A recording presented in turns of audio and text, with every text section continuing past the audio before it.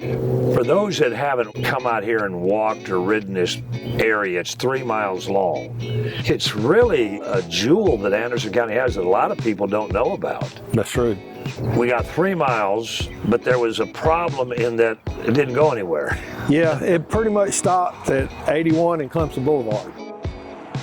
Staff of the DOT, the county, and the city kind of brainstormed, and I will give some credit to John Miller.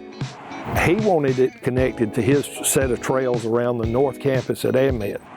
So we got looking at that, and we wanted to go ahead and connect the Civic Center to give it a good place because there's a lot of trails there. What's even better is the city has a long-range plan of building a set of trails.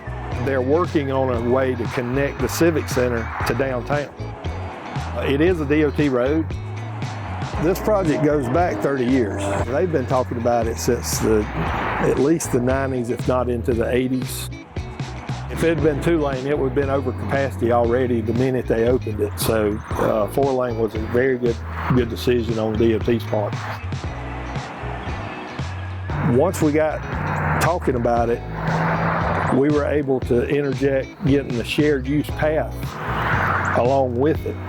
Again, paid for by the federal dollars that was building the highway. The project was awarded by the DOT to Southern Concrete and Construction right here in Anderson, and the contract calls for an 18-month time frame to build it.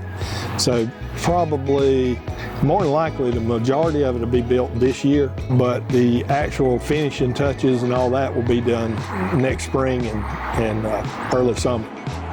We don't really like to build something new and all the utilities be under it, and if something happens, you have to dig it all back up. So they're in the process on the AnMed end of relocating all the utilities out from under where the path will be. The walkway was always part of the plan? No, not initially.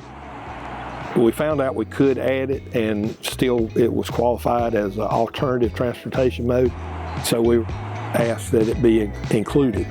We are responsible for its maintenance, so the minute after the 1-year warranty was up on the trail, we had to start mowing the grass, keeping the signs up, that kind of thing. We've added solar lights out here, but we've also added a special treatment to the trail itself, the asphalt trail, that will prolong it another 10 years at least. And we're hoping if we keep adding this treatment at the right time, it'll last indefinitely without us having to repave it. Having something like this within a community, what does it say, in your opinion, to people looking to move here, either to set up a residence or to build a company or to move a company to Anderson? Well, companies are looking for something for the employees to do when they're not working, and they're looking for amenities such as walking trails and lake access and parks and things that cost zero money to go do. And the trail, it benefits property values, it benefits businesses.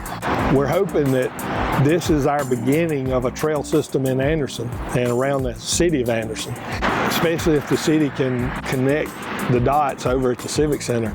It'll really open up the downtown area, the Civic Center area for restaurants and anything else.